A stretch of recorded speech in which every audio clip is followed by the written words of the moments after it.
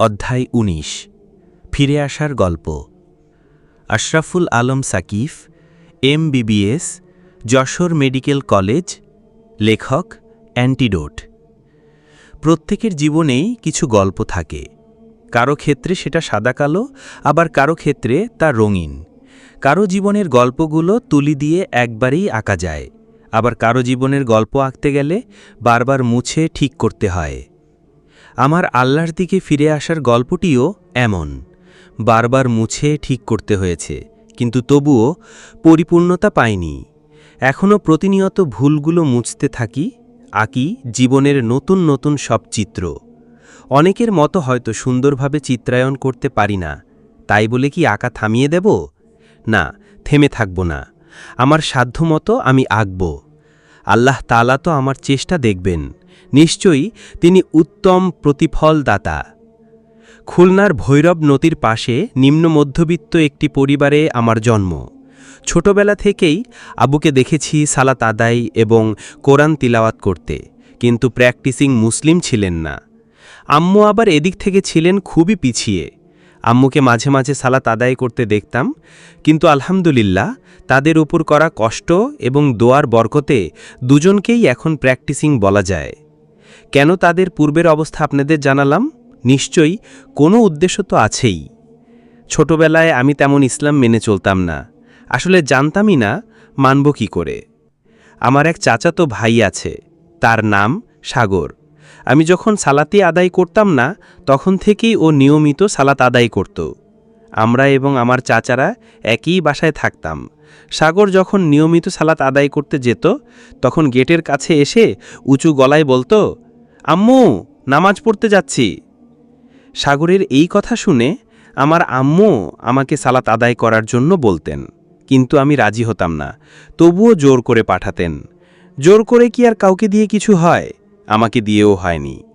আম্মু জোর করে সালাত আদায় করতে পাঠালেও আমি মসজিদে গিয়ে সালাতে ঠিকই দাঁড়াতাম, কিন্তু অজু ছাড়া। আর যাই অজু নেই, তার সালাত হয় না। এই ছিল আমার অবস্থা। ব্যাপারগুলো এখনও আমাকে হাসায়। ১০ম শ্রেণী পর্যন্ত পড়েছি রোটারি স্কুলে। স্কুলে থাকাকালীন বন্ধুদের মধ্যে দেখতাম মেয়ের কেন্দ্রিক কলহ। সব সময় গ্রুপিং চলত বন্ধু মহলে। ব্যাপারগুলো মোটেই ভালো লাগতো না।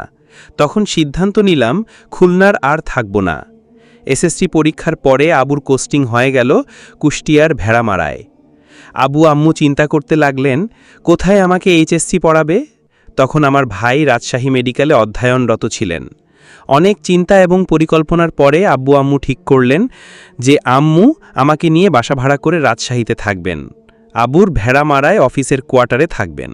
সেখান থেকে প্রতি সপ্তাহে রাজশাহী আসবেন। আমিও সিদ্ধান্তে সম্মতি জানালাম। কয়েকটি কলেজের ফর্ম তুলেছিলাম। সব কলেজেই ভর্তি হওয়ার সুযোগ ছিল, কিন্তু সবার সাথে পরামর্শ করে ঠিক করলাম নিউ গভট ডিগ্রি কলেজেই ভর্তি হব। 18 জুন 2012 আব্বুর সাথে রাজশাহীতে ভাষা খুঁজতে থাকলাম, কিন্তু কোথাও পেলাম না। পরের দিন ভর্তি হতে গেলাম কলেজে। ভর্তি হয়ে আবার ভাষা খুঁজলাম, কিন্তু এবারও পেলাম না। তখন আব্বুকে বললাম, আব্বু, কুষ্টিয়া জেলা কলেজে ভর্তি হই। কলেজ তো একটা হলেই হয়, পড়াশোনা তো নিজের মধ্যে। আব্বুরও রাজি হয়ে গেলেন। কলেজে গিয়ে প্রাণীবিদ্যার সাইদুর রহমান স্যারের কাছে গিয়ে বললাম, স্যার, আমি ভর্তি বাতিল করতে চাই, কুষ্টিয়ায় কলেজে পড়ব। স্যার রেগে গিয়ে বললেন, রাজশাহীর এই কলেজে ভর্তি হতে মানুষ ছোটবেলা থেকে স্বপ্ন দেখে, আর তুমি এখান থেকে ভর্তি বাতিল করে কুষ্টিয়ায় গিয়ে ভর্তি হবে? জানো এখান থেকে প্রতি বছর কত শিক্ষার্থী জিপিএ 5 পায়? তো তুমি কি জন্য যেতে চাচ্ছ? আমি বললাম, স্যার, থাকার মতো ভাষা খুঁজে পাচ্ছি না। স্যার ধমক দিয়ে বললেন, কতদিন মায়ের আঁচলের তলায় থাকবে? বাহিরের জগৎকে চেনার চেষ্টা করো। ভাষা পাচ্ছ না তো কি হয়েছে, হোস্টেলে থাকবা। এটুকু বলে আমাকে মোটিভেট করা শুরু করলেন তিনি। আব্বু স্যারের কথায় রাজি হয়ে গিয়ে বললেন, ঠিক আছে আব্বু, তোমার স্যার যখন বলছেন তুমি হোস্টেলে থেকেই এই কলেজেই পড়াশোনা করো। কথাটি শুনে চোখে পানি চলে এসেছিল। অনেক কষ্টে সেদিন কান্না চেপে রেখেছিলাম। একা একা কিভাবে থাকব? কিছুটা চাপা স্বভাবের কারণে কাউকে কষ্টের কথা বলিনি। তারপর আব্বু থেকেই হোস্টেলে থাকার সকল ব্যবস্থা করে দিয়ে এলেন। আমি হোস্টেলে থেকে পড়াশোনা করতে লাগলাম। এভাবেই চলে গেল একটি বছর। অক্টোবর 2013 মাঝরাতে একটি স্বপ্ন দেখে ঘুম ভেঙে গেল। এক ধরনের অস্থিরতা কাজ করছিল ভেতরে। যা দেখলাম, সত্যি কি আমি সেটা দেখার যোগ্য? একবার ভাবছিলাম যা দেখেছি সত্য, কিন্তু পরক্ষণেই মনে হচ্ছিল যা দেখেছি তা সত্য না। কাছে গেলাম, তারাও আমার অবস্থার সাথে আমার দেখা স্বপ্নকে মেলাতে পারলেন না। আমি চিন্তিত মনে ফিরে এলাম, মাথা থেকে সব মুছে ফেললাম। এরপর কিছুদিন পরে SI আব্দুল মোমিন ভাই কিছু তাবলিগের ভাইদের নিয়ে এলেন। আমাদের ব্লকে যারা ছিল সবাইকে এক জায়গায় করে হাজি ইঞ্জিনিয়ার আব্দুল মুকিত সাহেবের সাথে তার কিছু অভিজ্ঞতার কথা শোনালেন। ইঞ্জিনিয়ার মুকিত সাহেবের আকলাক শুনেই ভক্তি চলে এসেছিল। তার সাথে সরাসরি দেখা হলে কি হতো তা আল্লাহই ভালো জানেন। কথাবার্তা শেষে আমাকে বললেন, তুমি আমাদের সাথে 3 দিন তাবালিগে কিছু সময় দাও। আসলে এই ব্যাপারে আমার অভিজ্ঞতা কম ছিল। এলাকায় দেখতাম মসজিদ থেকে একসাথে বের হয়ে তাবলিগের ভাইয়েরা আমাদের খেলার মাঠে এসে সালাতের দাওয়াত দিতেন। তখন তো তাদের দেখলেই সবাই দৌড়ে পালিয়ে যেত, আমিও তাদের দেখাদেখি পালাতাম। তখন তো বুঝতাম না, এখন বুঝি বিষয়টি কত ঘৃণ্য ছিল। মানুষ আল্লাহর দিকে আমাকে ডাকতে আসতো আর আমি পালিয়ে বেড়াতাম। কি ঈমান এনেছিলাম আমি? একে কি ঈমান বলে? যেই আল্লাহর একত্ববাদ স্বীকার করে নিয়েছি, সেই আল্লাহর পথে যারা ডাকতে আসতো তাদের দেখেই পালিয়ে বেড়াতাম। ছি, যাই হোক, এজন্য তখন আমি মুমিন ভাইয়ের দাওয়াতে হ্যাঁ বলতে পারিনি। আমি দেহভঙ্গি দিয়ে বুঝাতে চাইলাম যে আমি রাজি না, কিন্তু তিনি তো নাছোড় বান্দা, আমাকে নিয়েই ছাড়বেন। অনেকক্ষণ চেষ্টা করে আমাকে তিনি রাজি করাতে পারলেন না। তারপর বলছিলেন, আচ্ছা ঠিক আছে, আমি তোমার জন্য দোয়া করব। আল্লাহ তাআলা যদি তোমার অন্তরকে আল্লাহর রাস্তায় সময় দেবার জন্য তৈরি করেন, তাহলে তুমি আমাদের সাথে যেও। আমি সম্মতি দিলাম। কিছুদিন পরে বার্ষিক পরীক্ষা শেষ হলো। তখন হোস্টেল থেকে তাবলিগের ভাইয়েরা 3 দিনের জামাতে যাওয়ার সিদ্ধান্ত নিল। আমাকেও তাদের সাথে যেতে বলল। কেন জানি একবারই রাজি হয়ে গেলাম। যেদিন জামাত বের হবে সেদিন আমার কিছুই করা লাগল না। তাবলিগের ভাইয়েরা এসেই সব কিছু গুছিয়ে নিজের কাঁধে করে নিয়ে গেলেন। আমি চিন্তা করলাম, বাহ, আমার কোনো কষ্টই করা লাগল না। আমার ভাগ্য খুব ভালো ছিল। জীবনের প্রথম জামাতেই এমন কিছু মানুষ পেয়েছিলাম যাদের আমি এখনও ভুলতে পারি না। রাইহান রাজু ভাই, আব্দুল্লাহ ভাই, রাকিব ভাই, মুফাজ্জল ভাই, ডাক্তার ফরিদ ভাই প্রমুখ সবাই আমল এবং আকলাকে ছিলেন অনুসরণ করার মতো। আল্লাহ তাআলা সকল ভাইদেরকে দিনের উপর অটল রাখুন, আমিন। জামাতে প্রথম রাত, ঈশার সালাত শেষে কিছু আলোচনা করছিলেন ডাক্তার ফরিদ ভাই। মানুষ যে কত সুন্দর করে কথা বলতে পারে, আর সে কথাগুলোর প্রভাব যে একজনের অন্তর ছিন্ন বিচ্ছিন্ন করে দিতে পারে, সেটা ফরিদ ভাইকে না দেখলে হয়তো অজানাই থেকে যেত। যে ব্যক্তি নিজের বলা কথার উপর আমল করে, তার কথার দ্বারা অন্যরা প্রভাবিত হয়। কিন্তু কেউ যদি নিজে আমল না করে অন্যকে উপদেশ দিতে থাকে, তবে সেই কথা অন্তরে প্রভাব বিস্তার করে না। হয়তো ফরিদ ভাইয়ের কথাগুলো মানুষকে প্রভাবিত করেছে তার বলা কথাগুলোর উপরে নিজের আমল থাকার কারণে। সেদিন তার কথাগুলো মন দিয়ে শুনছিলাম।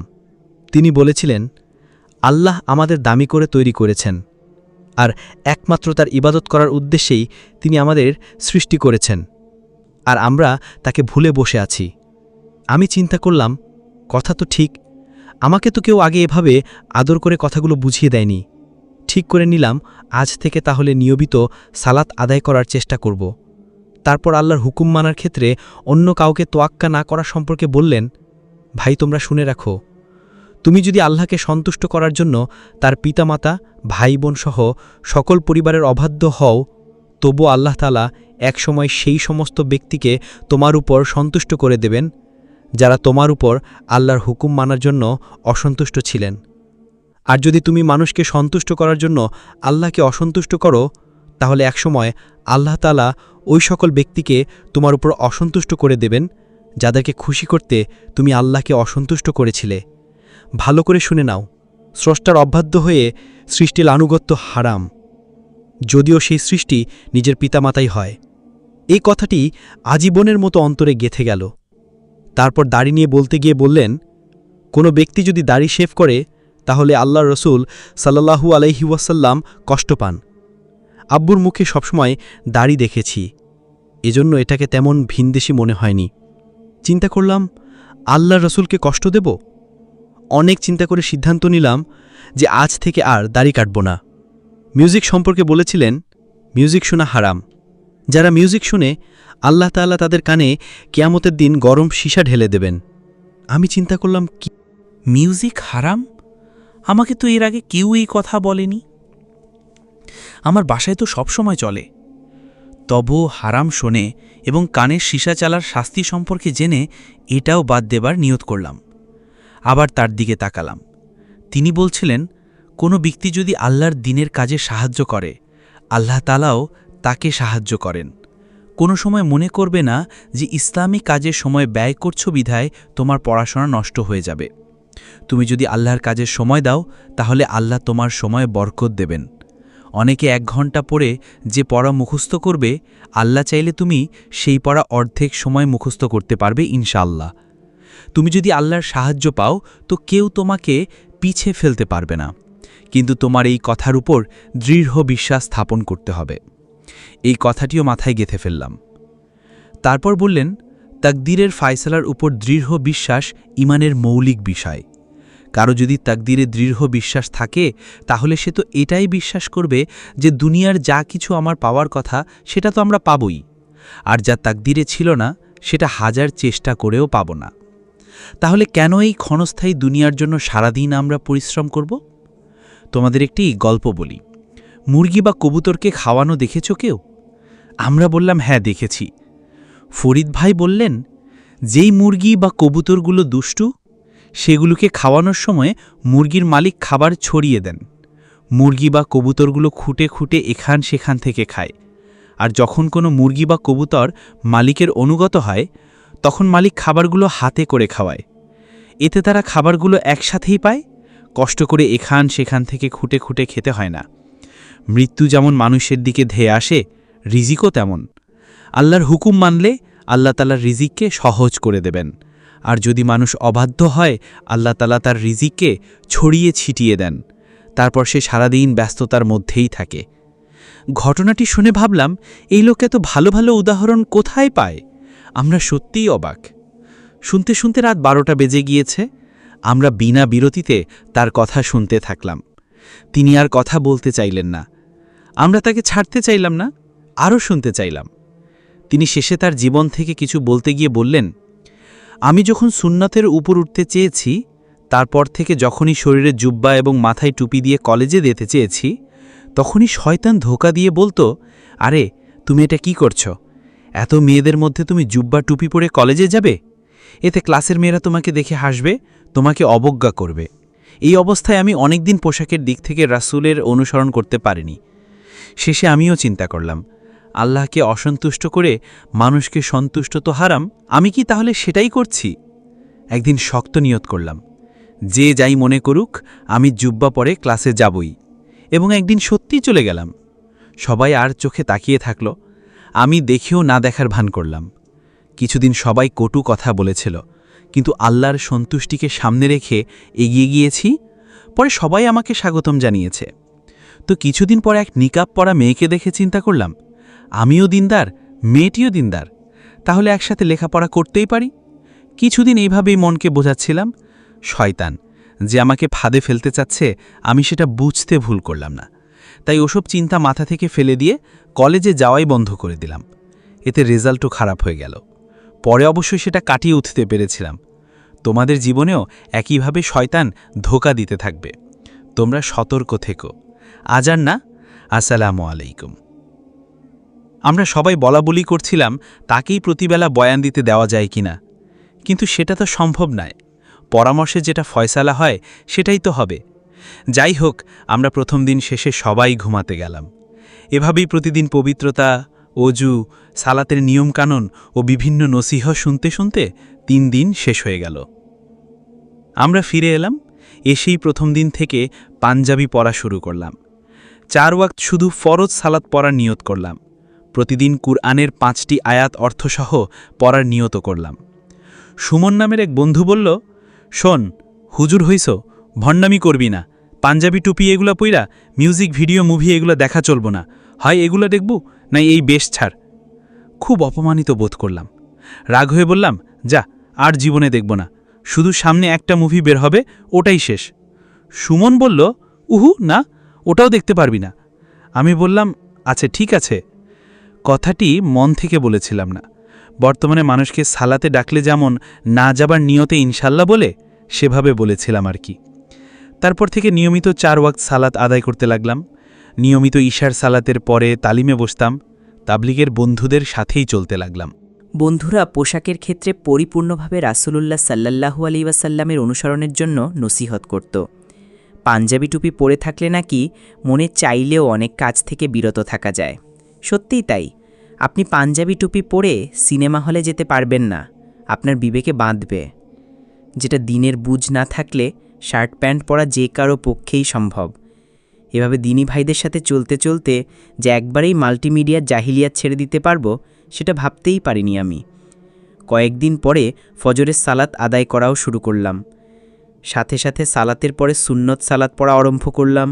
কিছুদিন পরে সালাতের আগে সুন্নত সালাত আদায় শুরু করলাম। এগুলো একবারেই আমার মধ্যে আসেনি। আস্তে আস্তে চেষ্টা করতে করতে নিজের অন্তরকে এগুলোর উপর অভ্যস্ত করতে পেরেছি, আলহামদুলিল্লাহ। কথায় আছে, সৎসঙ্গে স্বর্গবাস, অসৎসঙ্গে সর্বনাশ। তারপর একদিন দিনী ভাইদের অনুরোধ রাখতে আমিও চিন্তা করলাম এখন থেকে সবসময় পাঞ্জাবি টিপি পরে থাকব। কিন্তু আমাকেও শয়তান চক্ষুলজ্জা নামক একটি ফালতু ধোকায় ফেলল। এভাবে স্যারের ব্যাচে পড়তে গেলে স্যারেরা কি অবজ্ঞা করবে, মেয়েরা কি ভাববে, এসব চিন্তা মাথায় আসতে থাকলো। তখন ফরিদ ভাইয়ের কথাগুলো মনে করে করে সিদ্ধান্ত নিলাম যে দুনিয়ায় আল্লাহর সন্তুষ্টি দরকার, অন্য কারও না। পরের দিন সাহস করে পাঞ্জাবি টুপি পরে চলে গেলাম স্যারের ব্যাচে। মাথা নিচু করে ঢুকে সবার শেষ বেঞ্চে গিয়ে বসলাম। স্যার একদিন বললেন, কি ব্যাপার, মেয়েদের ড্রেস পরেছ কেন? স্যারের কথা হেসে দিয়ে ভাবলাম, পাঞ্জাবি টুপি মেয়েদের ড্রেস আবার কবে থেকে হলো? স্যার মনে হয় টিটকিরি মেরেছিলেন। এভাবে কয়েকদিন অস্বস্তিতে ভুগলাম। আল্লাহর রহমতে কিছুদিন এভাবে যাওয়ার পরে সব কিছুকে স্বাভাবিক মনে হতে লাগলো। সব কিছু ভালোই চলছিল। একদিন আমার রুমমেট জানালো যে আমাকে একটি মেয়ে পছন্দ করে, কাল নাকি স্যারের ব্যাচ শেষে প্রপোজ করবে। যেখানে চিন্তা করেছিলাম মেয়েরাই খ্যাতমার্কা ছেলেকে দেখে কি বলবে, সেখানে সেই মেয়েরাই প্রপোজ করবে। শয়তান চিন্তায় প্রভাব বিস্তার করে বোঝাতে চাইল যে যদি মেয়েটি পর্দাশীল হয় তাহলে তো ভালোই। এভাবে নারীর ফেতনায় ফেলতে শয়তানের সময় লাগলো না। আমিও পরের দিন এই চিন্তায় গেলাম যে আমাকে একজন প্রপোজ করবে। ওহ, খুব ভালো একটি মুহূর্তের অভিজ্ঞতা হবে। স্যারের ব্যাচে সেদিন কি যে পড়ালো কিছুই বুঝতে পারলাম না।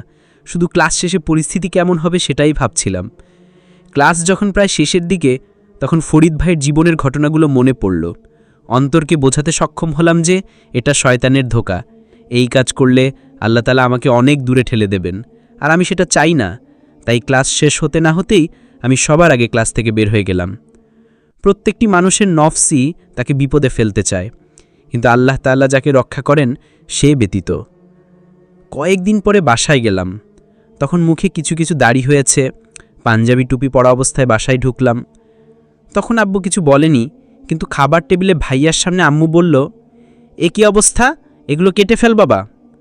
আমি বললাম, না কাটবো না। তাহলে আব্বুকেও কাটতে বলো। আরে তোর আব্বু তো বড় মানুষ, ওই বয়সও তুইও রাখিস।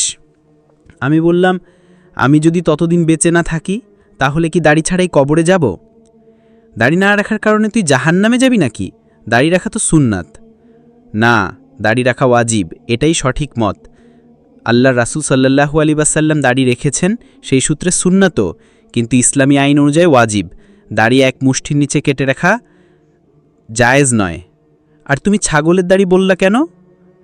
আমার দাড়িকে ছাগলের দাড়ি বলার মানে তুমি রাসূলুল্লাহ সাল্লাল্লাহু আলাইহি ওয়াসাল্লামকে অপমান করলে। ভাইয়া রেগে গিয়ে বলল, এই তুই আম্মুর সাথে এরকম ব্যবহার করছিস কেন? চাট দিয়ে দাঁত ফেলে দেব। রাজশাহীতে থাকিস, কোন সময় শিবির বলে ধরে নিয়ে যাবে তখন বুঝবি, তখন কেউ ছাড়াতে যাবে না। আব্বুকে এগুলো ছাড়তে বলো। আব্বু কোনো কথা বললেন না। আমি বললাম, আম্মু, রাসূলুল্লাহ সাল্লাল্লাহু আলাইহি ওয়াসাল্লামকে যখন অপমান করেছেন তখন তো কিছু বলো নাই, এখন আমাকে কেন বলছো? আর দাড়ি রাখার কারণে যদি পুলিশ ধরে তো ধরুক, আল্লাহ তাআলা নিশ্চয়ই আমাকে সাহায্য করবেন। আর আম্মু, তোমাদের ছেলে তো চুরি ডাকাতি করছে না, শুধু আল্লাহর হুকুম আর রাসূলের উসুন্নাহ অনুসরণের কারণে তোমরা আমর করছো। আম্মু বলল, আমার সুন্দর ছেলেটা কি হয়ে গেল, এখন আমি তোর বিয়ের জন্য মেয়ে কোথায় পাবো? আমি বললাম, কেন, হুজুরদের বউ নেই নাকি? আমি তো দেখি তারাই দ্রুত বিয়ে করে। দাড়ি দেখলে তোকে কোনো সুন্দর মেয়ে বিয়ে করবে না। সেরকম মেয়ে আমার দরকার নেই। এটা দিনদার মেয়ে বিয়ে করার জন্য একটা ফিল্টার। আমাকে যতই চাপাচাপি করো, আমি দাড়ি কাটব না। আমি রাসূলুল্লাহ সাল্লাল্লাহু আলাইহি ওয়াসাল্লামকে কষ্ট দিতে পারবো না। আল্লাহকে অসন্তুষ্ট করে পিতামাতার আনুগত্য হারাম। সরি। কেউ কোনো মতেই আমাকে বোঝাতে না পেরে হাল ছেড়ে দিল। তারপরেও বারবার দাড়ি নিয়ে নিয়ে কটু মন্তব্য শুনেছি বিভিন্ন জনের কাছ থেকে। নিজের অবস্থান থেকে এক চুলও সরেনি তখন।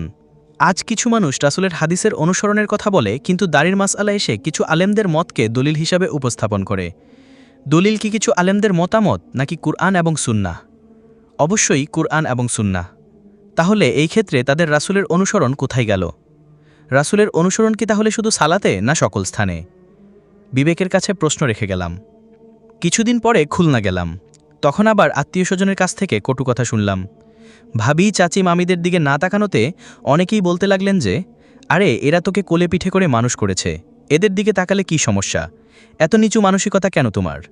আমি বললাম, আল্লাহ তাআলা নিষেধ করেছেন, এটাই সমস্যা। এখানে খারাপ মানসিকতার কি হলো? কোনো ব্যক্তি যদি তার চোখকে হারাম জিনিস থেকে রক্ষা করে, তো এর জন্য এমন ঈমান আল্লাহ তাআলা তাকে দান করবেন যা সে অন্তরে অনুভব করবে। মানুষ, সমাজ, পরিবার এগুলো দেখে, কিন্তু আল্লাহর হুকুমের ব্যাপারে কোনো ভুরক্ষেপ নেই। আরেকজন বলল, আমিও একসময় নামাজ কালাম পড়তাম। একসময় সবারই একটি অনুভূতি তৈরি হয়, পরে ঠিক হয়ে যাবে। কয়েকদিন চলুক এভাবে কিছুদিন চলে, একসময় ঠিক হয়ে যাবে। আমিও মনে মনে চ্যালেঞ্জ করলাম, যে দেখা যাক এটা কি শুধুই অনুভূতি, না আল্লাহর সন্তুষ্টির জন্য পথ চলা। অন্যজন বলল, এগুলো তো আরবদের পোশাক। আমি তো আরবে থেকেছি, ওদের দেশে প্রচণ্ড গরম থেকে বাঁচতে এরকম ঢোলা জামা পরে, আর মাথায় টুপি পরে। আর এই টাকনুর উপরে প্যান্ট কেন উঠাইছো? যুদ্ধের ময়দানে ভালোভাবে দৌড়ানোর জন্য ওরা এরকম কাপড় পরত। নিচে কাপড় ঝুলে থাকলে তো দৌড়াতে গিয়ে পড়া যাবে। আমাদের দেশে তো এখন এসব পরিস্থিতি নেই, তাই এগুলো পরার যুক্তিকতা কি? আমি তাকে দলিলসহ বোঝালাম যে এগুলো শুধুই আরব সংস্কৃতি নয়, ইসলামের হুকুমগুলো শুধু আরবদের জন্য নয়, এগুলো সম্পূর্ণ মানব জাতির জন্য। আর টাকনুর উপরে কাপড় পরার কথা সহিহ বুখারীতে এসছে, এবং যে অংশে কাপড় ঝুলে থাকবে সেই অংশ জাহান্নামে যাবে, এই মর্মে হাদিসও রয়েছে। পোশাকের ব্যাপারে ছাড় আছে। প্রত্যেক দেশের সংস্কৃতি অনুযায়ী পোশাক পরিধান করার অনুমতি রয়েছে, যদি সেটা শারিয়ার সাথে সাংঘর্ষিক না হয়। কিন্তু আল্লাহর রাসূলের অনুসরণে যদি আমি লম্বা কাপড় এবং টুপি পাগড়ি ইত্যাদি পরে থাকি, তাহলে রাসূলুল্লাহ সাল্লাল্লাহু আলাইহি ওয়াসাল্লামকে অনুসরণ করার কারণে অতিরিক্ত সওয়াব পাব। আমাকে বুঝাতে না পেরে আম্মিকে বলে গেল যে, তোমার ছেলের পড়াশোনা আর হবে না, খালি ধর্মকর্মের মধ্যে থাকলে পড়াশোনা আর হয় না। বারবার ফোন দিয়ে একই কথা শোনাতো। অনেকে তো এটাও বলতো যে, তোকে দিয়ে তোর ভাইয়ের বউয়ের কাপড় ছাড়া আর কিছু হবে না। পরিবারের কেউই পক্ষে থাকলো না আব্বুর ছাড়া। আব্বুও মাঝে মাঝে বলতেন যে, এত কিছু করার কি দরকার, শুধু 5 ওয়াক্ত নামাজ পড়লেই তো হয়, আর কাউকে ঠকাবে না, ভালো হয়ে সবার সাথে চলবে, এর চেয়ে বেশি কিছুর দরকার নেই। আমি কি করে বোঝাই যে এটুকুতেই যদি হয়ে যেত, তাহলে সাহাবীগণ এত কষ্ট কেন করলেন? রাসূলকে তো আল্লাহ তাআলা হুবহু অনুসরণ করতে বলেছেন, আর আমরা কি করছি? চারিদিকের মানুষগুলোকে অসহ্য লাগছিল। প্রতিনিয়ত কুরআন এবং ইসলামিক কথা শুনতে শুনতে কিছু আয়াতের সাথে পরিচিত ছিলাম। আল্লাহ তাআলা বলেছেন, নিশ্চয়ই কষ্টের পরেই শান্তি। তিনি আরও বলেন, ধৈর্য সুন্দর, নিশ্চয়ই আল্লাহ ধৈর্যশীলদের সাথে আছেন। মাঝে মধ্যে হতাশ হয়ে যেতাম, তখন এই আয়াতগুলোই আমাকে অনুপ্রেরণা জোগাত। ধৈর্য ধরলাম, আল্লাহর ফায়সালার অপেক্ষায় থাকলাম, আশা করতাম যে একদিন তিনিই সব কিছু ঠিক করে দেবেন। আব্বুর আম্মুর ইচ্ছা আমাকে মেডিকেলে পড়ানোর, কিন্তু আমি যে অবস্থায় আছি সেই অবস্থায় চান্স তো দূরের কথা, ওয়েটিং লিস্টেও থাকা হবে না। কলেজের রেজাল্টগুলো থেকেও এর থেকে ভালো কিছু অনুমান করা যায় না। আসলে দিনের বুঝ আসার পরে দিনী জ্ঞান অর্জন করার প্রতি ঝোঁক প্রচুর বেড়ে গিয়েছিল। তাই যত সময় না নিজের বই পড়তাম, তার থেকে বেশি ইসলামিক বই পড়তাম। ইউটিউবে বিভিন্ন লেকচার শুনতাম, বিশেষ করে ইংরেজি লেকচার বেশি শুনতাম। একদিন শাইখ হাসান আলীর লেকচারে কিছু মানুষের আকীদা নিয়ে বাড়াবাড়ির কিছু কথা শুনলাম। তিনি উপদেশ দিলেন, একজন সাধারণ মানুষের জন্য আকীদাতুত তাশাবি গ্রন্থ পড়ে সেই কথাগুলোর উপর বিশ্বাস আনলেই যথেষ্ট। শুধু শুধু আকীদার শাখাগত বিষয়ে বিতর্ককে উস্কে দেওয়া ঠিক নয়, এতে সাধারণ মানুষ বিভ্রান্ত হয়। তখন গ্রন্থটি কিনে পড়লাম।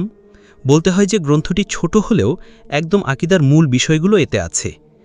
এর আগেই ডক্টর আবদুল্লাহ জাহাঙ্গীর রহিমাহুল্লাহ এর অনুবাদকৃত আল ফিকহুল আকবর পড়েছিলাম। গ্রন্থটি ইমাম আবু হানিফা রহিমাহুল্লাহ এর লেখা। এজন্যই মূলত পড়েছি, কারণ আমি ফিকহ হিসেবে হানাফি মাযহাব অনুসরণ করতাম এবং এখনও করি।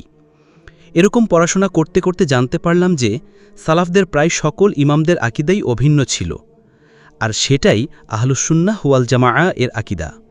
তাই এই আকিদা নিজের জন্য গ্রহণ করলাম। তারপরে আরও বিভিন্ন বই এবং লেকচার শুনতে শুনতে দিন সম্পর্কে সন্দেহান হয়ে পড়লাম। কেউ বলে মাযহাব মানা শিরক, কেউ বলে বিদআত, কেউ বলে হানাফিরা পথভ্রষ্ট, আবার কেউ বলে আহলে হাদিসরা পথভ্রষ্ট। কেউ বলে তাবলিগিরা বিদআতে লিপ্ত, তো কেউ বলে সালাফিরা ওয়াহাবি। এই টার্মটা গালি হিসেবেই জানতাম। আলেমদের সাথে সম্পর্ক ছিল, কোনো সমস্যায় পড়লে তাদের কাছে যেতাম, কিন্তু হানাফি আলেমদের কাছে গেলে আহলে হাদিসদের অবস্থান ভুল প্রমাণিত করত। আবার আহলে হাদিস আলেমদের বক্তব্য শুনে মনে হতে লাগল হানাফিদের অবস্থান ভুল। তারপরে আরও বিপদে পড়লাম। কেউ কেউ বলতো হানাফিদের সালাত সহিহ হয় না। এখন কি করি? তাহলে এতদিনের সালাত কি ভুল? না, মনকে বোঝাতে পারলাম না। উম্মার এমন একজন আলেম যার মাযহাব মুসলিম উম্মার প্রসিদ্ধ আলেমগণ মেনে নিয়েছে, সেই কিভাবে সালাতের মতো গুরুত্বপূর্ণ ইবাদতের ব্যাপারে ভুলের উপর থাকে? আবার আলেমদের কাছে গেলাম। এখন শুনলাম যে হানাফিদের সালাত সহি, কিন্তু আহলে হাদিসরা নাকি রহিত হাদিসের উপর আমল করে। মাঝে মাঝে ভাবতাম, আগেই তো ভালো ছিলাম, এখন ইসলাম মেনেই দেখছি শুধু দলাদলি আর দলাদলি। এভাবে আমিও কিছুটা দলকেন্দ্রিক হিসেবে হানাফি ভয়ে পড়েছিলাম আহলে হাদিস ভাইদের কিছু ছোট ছোট বইয়েতে ইলমি খিয়ানত দেখে। এসব অবস্থার মধ্য দিয়েই মেডিকেল কোচিং শুরু করলাম। মোটামুটি সাধ্যমতো চেষ্টা করেছি। এতটুকু দৃঢ় বিশ্বাস আমার ছিল যে আমার তাকদিরে যেটা আছে সেটা আমি পাবই। আমার চেষ্টাটুকু আমি করে যাই। অন্যদিকে আমি যদি মেডিকেলে চান্স না পাই, তাহলে পরিবারের সবাই আমার দিনের বিরুদ্ধে অবস্থান নেবে। তখন আমার চলার পথ আরও কঠিন হয়ে যাবে। সবাই আমার ইসলামের পথে আসাকেই মেডিকেলে চান্স না পাওয়ার পিছনে প্রধান কারণ হিসেবে চিহ্নিত করবে। এজন্য লেখাপড়া মন দিয়ে করেছিলাম। আর একটি রাত্রিও দোয়া করতে বাদ দেয়নি, যেসব রাত্রিতে বিশেষভাবে দোয়া কবুল হয়। মেডিকেলে চান্স পাওয়ার জন্য দোয়া করতে গিয়ে কখনো দুনিয়ার জন্য চাইনি। আল্লাহর কাছে বলেছিলাম, ইয়া রব, আপনি আসমান এবং জামিনের মালিক, চাইলে আপনি যে কাউকে যে কোনো কিছু দিতে পারেন। আমার অবস্থার সম্পর্কে আপনি পরিপূর্ণ অবগত। আপনি এটাও জানেন যে আমি যদি মেডিকেলে চান্স না পাই, তাহলে আমার আপনার হুকুম আর রাসূলের দেখানো পথে চলতে সমস্যায় পড়তে হবে। আমি ডাক্তার হয়ে প্রচুর টাকা উপার্জন করব এমন মানসিকতা আমার নেই। আপনি সেটা আমার থেকে উত্তমভাবে জানেন। আমাকে শুধু এজন্যই মেডিকেলে পড়ার ব্যবস্থা করে দিন, যাতে আমার পরিবারের লোকজন আমার ইসলাম মানার ব্যাপারে বাধা হয়ে না দাঁড়ায়। আমার দিনের ওপর চলা যেন সহজ হয়। ও আল্লাহ, আপনি তো চান আপনার বান্দা আপনার পথে থাকুক। আমি তো আপনার দিকে অগ্রসর হয়েছি, আপনি আমাকে সাহায্য করুন। আমি ওয়ালা করলাম, দিনের খেদমত করার উদ্দেশ্য নিয়েই আমি মেডিকেলে পড়াশোনা করব। আমার উপার্জন আমি যথাসাধ্য দিনের পথে ব্যয় করব। ওয়াল্লাহ, আপনি ছাড়া কবুলকারী কেউ নেই। আমার দোয়া কবুল করুন, আমাকে ভিক্ষা দিন। এভাবেই দোয়া করতে করতে চোখে পানি চলে আসত। 2 ফোঁটা অশ্রু আসার আগ পর্যন্ত দোয়া শেষ করতাম না। জানতাম যে এভাবেই দোয়া কবুল হয়। যাই হোক, তারপরে প্রথমে ঢাকা এবং জগন্নাথ বিশ্ববিদ্যালয়ে পরীক্ষা দিলাম। চান্স হলো না। তারপরে জাহাঙ্গীরনগর এবং আর্মি মেডিকেলে এক্সাম দিলাম। এখানেও চান্স পেলাম না। বাবা মা হতাশ হয়ে আমাকে নিয়ে। জীবনে আমি অনেককেই দেখেছি, কোথাও পরীক্ষা দেবার আগে ভালোই সালাত আদায় করে, দাড়ি রেখে দেয়, কিন্তু চান্স না পাওয়ার কারণে হোক বা চান্স না পাওয়ার পরে অন্য কোনো কারণে সালাত আদায় ছেড়ে দেয়, দাড়ি কেটে ফেলে। ব্যাপারটি খুবই হতাশাজনক। কিন্তু তাবলিগে সময় দিতে দিতে ইখলাস এবং আল্লাহর উপর তাওয়াক্কুল ছিল, আলহামদুলিল্লাহ। আমি তো ভার্সিটিতে চান্সের জন্য বা দুনিয়াবি কোনো কারণে সালাত আদায় করিনি বা দাড়ি রাখিনি। তাহলে কেন আমি আমার আশা পূরণ না হওয়ার কারণে সালাত ছেড়ে দেব? কেন আমি দাড়ি কেটে ফেলব? এজন্য যে কোনো কাজ করার আগেই আমাদের নিয়ত ঠিক করা উচিত। যতক্ষণ কাজটি শুধুমাত্র আল্লাহর জন্য না হবে, ততক্ষণ সেটি কবুল হবে না। আল্লাহর রাসূল সাল্লাল্লাহু আলাইহি ওয়াসাল্লাম বলেছেন, মুমিনের অবস্থা বড়ই বিস্ময়কর। তার উপর কোনো বিপদ আসলে সে ধৈর্য ধরে, ফলে সওয়াব পায়। আবার যখন কোনো কল্যাণ আসে, তখন শুকরিয়া আদায় করার কারণে সওয়াব পেতে থাকে।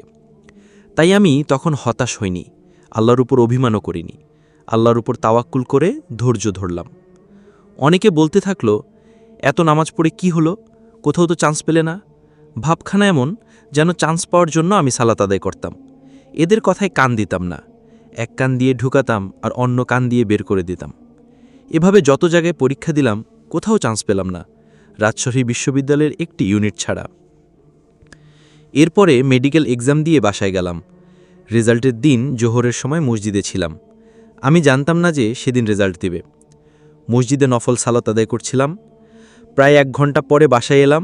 দরজায় নক করতেই আব্বুর দরজা খুলে জিজ্ঞেস করলেন, এই এতক্ষণ কোথায় ছিলে? মসজিদে গেলে বাসার কথা ভুলে যাও নাকি? মসজিদে ঘুমাও কেন? কি হয়েছে?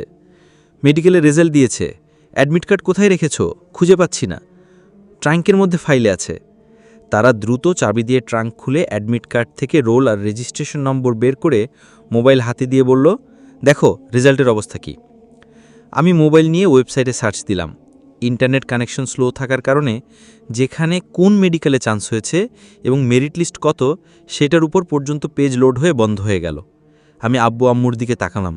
তারা জিজ্ঞাসা করল, কি হয়েছে? আমি বললাম, রেজাল্ট আসছে না। আমি অবশ্য তাদের অস্থিরতা উপভোগ করছিলাম। রেজাল্টই তো দেবে, এতে এত অস্থিরতার কি হলো? আসলে আমার ইচ্ছে ছিল না মেডিকেলে পড়ার। আব্বু আম্মুর ইচ্ছাতেই মূলত পরীক্ষা দিয়েছি, তাই আমার থেকে তাদের কৌতূহলে বেশি। যাই হোক, কিছুক্ষণ পরে সম্পূর্ণ পেজটি লোড হয়ে গেল। দেখলাম যশোর মেডিকেলে পড়ার সুযোগ পেয়েছি। আব্বু আম্মুকে বললাম, যশোর মেডিকেলে চান্স পেয়েছি। এই মুহূর্তটাই মনে হয় আমার চোখ দেখা তাদের জীবনের সেরা মুহূর্ত। তাদের আনন্দ এজন্য যে সবাই বুক ফুলিয়ে বলতে পারবে তাদের 2 সন্তানই ডাক্তার। কিন্তু আমার আনন্দটা ছিল অন্যরকম। আব্বু আম্মু অন্য ঘরে গিয়ে সবাইকে জানাতে লাগলো। আমি চুপ করে খাটের উপর বসেছিলাম, চোখ ভিজে এসেছিল। এজন্য না যে দুনিয়ায় সফলতা অর্জন করেছি, বরং এজন্য যে আজ থেকে আমায় আর কেউ বলতে পারবে না যে দিনের পথে গিয়ে আমার পড়াশোনা নষ্ট হয়েছে। আজ থেকে আমার দিনের পথে আর কেউ বাধা দিতে পারবে না। কথাগুলো ভাবতেই যেন ভালো লাগছিল। আল্লাহরকে শুকরিয়া জানানোর ভাষা খুঁজে পাচ্ছিলাম না। এই গতকাল যারা অবজ্ঞা করত, বলতো যে আমাকে দিয়ে কিছু হবে না, সেই তারাই সেদিন বলতে লাগলো আমি নাকি খুব ভালো ছেলে, নিয়মিত পড়াশোনা করতাম, অল্প পড়লে কি হয়েছে, ব্রেন ভালো। রাজ্যের হাসি তেড়ে আসতো মনে, কিন্তু না হেসে চুপ থাকতাম। তারপরে আল্লাহর রাস্তায় 40 দিন সময় দিতে গেলাম কাকরাইলে। সেখান থেকে একটি ছাত্র জামাতের সাথে জুড়লাম।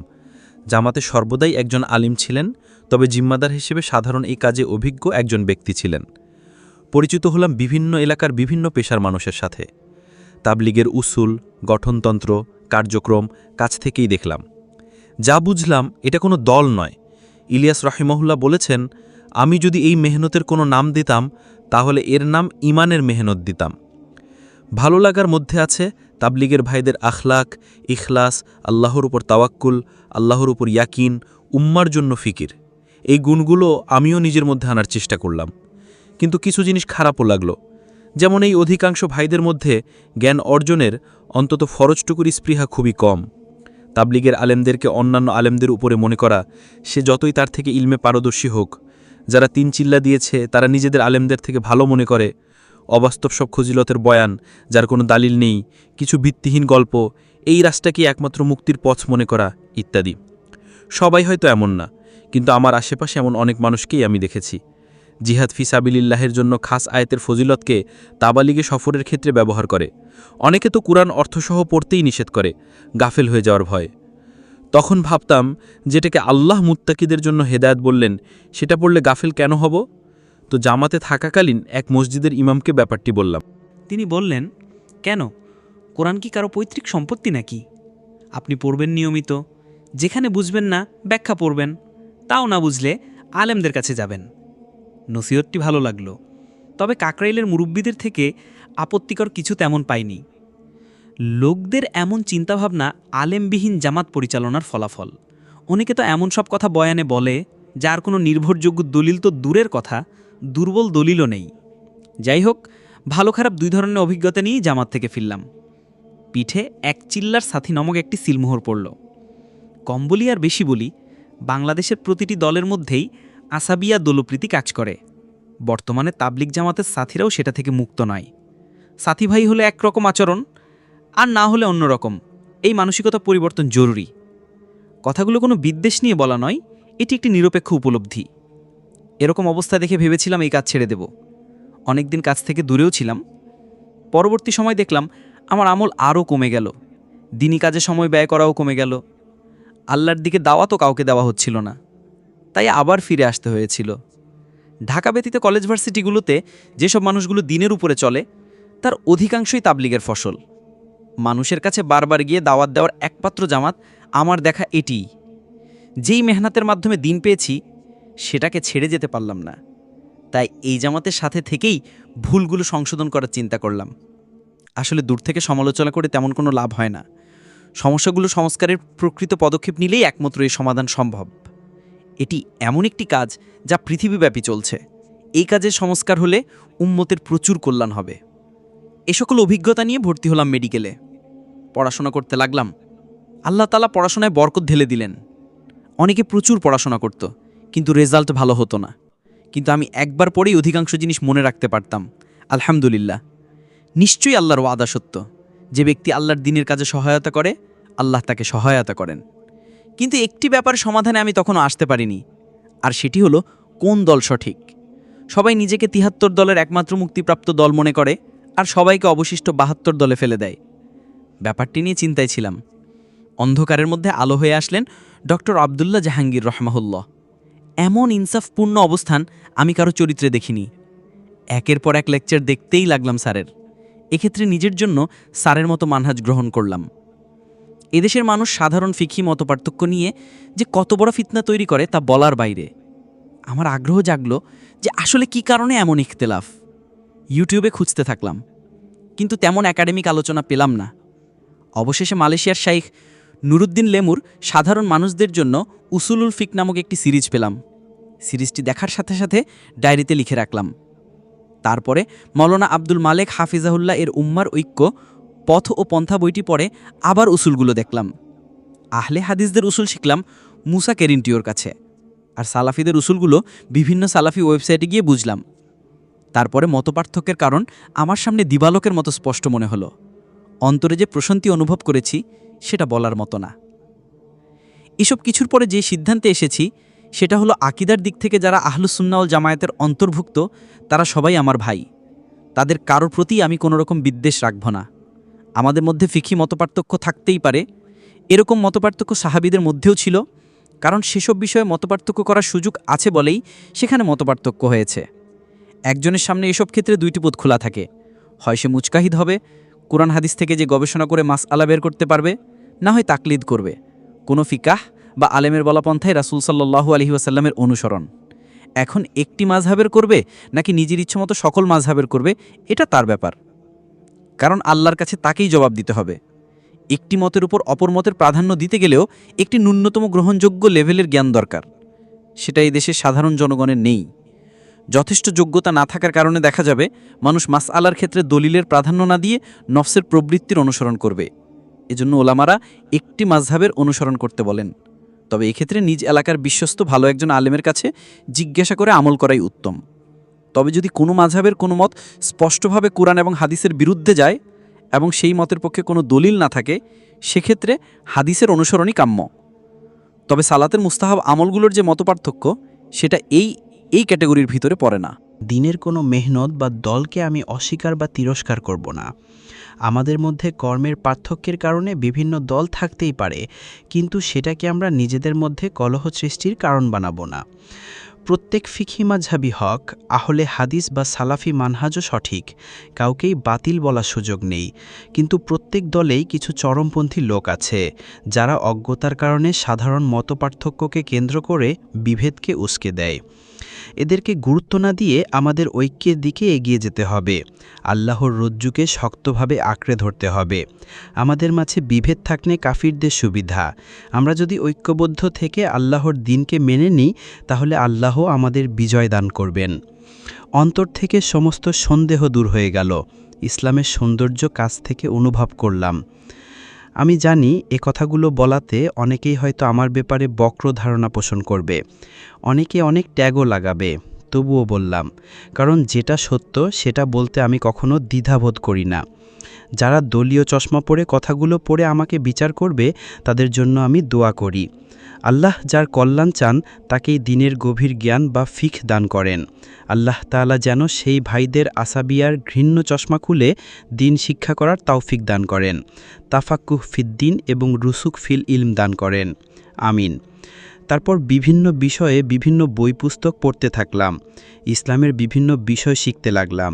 শিখতে শিখতে একদিন নোমান আলী খানের দেখা পেলাম। এতদিনে কুরআন অর্থসহ পড়া শেষ হয়ে গিয়েছিল। তার কিছু লেকচার দেখে কুরআনের ভাষা শেখার আগ্রহ জাগল। মদিনা অ্যারাবিক বুকের সকল বই, লেকচার, হ্যান্ডনোট সংগ্রহ করলাম। শুরু হলো নতুন পথে যাত্রা। একদিন চিন্তা হলো, এভাবে কেমন খাপছাড়া জ্ঞান অর্জন করছি আমি। নিয়মতান্ত্রিক উপায়ে এগুলো হওয়া দরকার। ভর্তি হলাম ইসলামিক অনলাইন ইউনিভার্সিটিতে। এখনও আল্লাহর ইচ্ছায় তালিবুল ইলম হিসাবে সিরাতে মুস্তাকিমের ওপর চলার চেষ্টাই করছি। আল্লাহ তাআলা মঞ্জিলে পৌঁছার তৌফিক দিক, আমিন। এভাবেই চলতে চলতে পরিবারের লোকজন যখন দেখল যে পরিবারে আমি একমাত্র ছেলে যে নাকি আত্মীয়তার সম্পর্ক ভঙ্গের ক্ষেত্রে আল্লাহকে ভয় করি, পিতামাতার হকসমূহ আদায় করি, অসুস্থ মানুষকে সহায়তা করি, বড়দের সম্মান করি, কোনো অশ্লীল কাজে জড়াই না, কারো গীবত করি না, ঠিক তখনই তারা আমাকে দিয়ে আরেকজনকে উদাহরণ দিতে লাগলো। আমাকে দেখিয়ে বলা শুরু করলো যে এর মতো হও। আল্লাহ তাআলার সন্তুষ্টির জন্য যে মানুষগুলোর আমি অবাধ্য হয়েছিলাম, আজ আল্লাহ তাআলা তাদেরকেই আমার উপর সন্তুষ্ট করে দিয়েছেন। আলহামদুলিল্লাহ। নিশ্চয়ই আল্লাহর ওয়াদা সত্য এবং তিনিই উত্তম কুশলী। খুলনায় বন্ধুদের সাথে মনোমালিন্য, আব্বব্বর ট্রান্সফার, আমার রাজশাহী পড়তে যাওয়া, একটি জামাতের মাধ্যমে আমার কাছে দাওয়াত পৌঁছানো, এগুলো সবই আমাকে হেদায়েতের পথে পরিচালিত করতে আল্লাহ তাআলার পরিকল্পনা। চিন্তা করা যায়, খুব সুন্দর, তাই না? এভাবেই দিনের পথে চলার রাস্তা সহজ হয়ে যায়। কিন্তু শয়তান তো বসে নেই, সে সর্বদাই আমাদের পথভ্রষ্ট করতে ওত পেতে বসে থাকে। তাই আমলের ক্ষেত্রে সন্তুষ্ট হতে নেই। সিরাতুল মুস্তাকিমের পথে কেউ সামনে থাকবে, কেউ বা পিছনে। আমরা সামনে না যেতে পারি, পিছনে থাকার চেষ্টা তো করতেই পারি। আমরাও তো মানুষ, ভুল তো আমাদেরই হবে। কিন্তু শয়তানের ধোকায় পড়ে ভুল করে ফেললে যেন আমরা দ্রুত রবের দিকে ফিরে যেতে ভুল না করি। শয়তানের মতো যেন অহংকারী না হই, অবাধ্যতার উপর যেন অটল না থাকি। আল্লাহ তাওফিক দিক, আমিন। তাই এখনও নিজের জীবনের গল্পগুলো প্রতিনিয়ত আঁকি। আঁকতে গিয়ে ভুল হয়, ভুলগুলো মুছতে থাকি, থেমে না থেকে আবারও আঁকি। আল্লাহ তাআলা তো বলেছেনই, বলুন, হে আমার ইবাদতকারী বান্দাগণ, যারা আল্লাহর হুকুম অবাধ্য করে নিজের নফসের উপর জুলুম করেছ, তারা আল্লাহর রহমত থেকে নিরাশ হয়েও না। নিশ্চয়ই আল্লাহ সমস্ত গুনাহ মাফ করে দেবেন। নিশ্চয় তিনি ক্ষমাকারী এবং দয়ালু।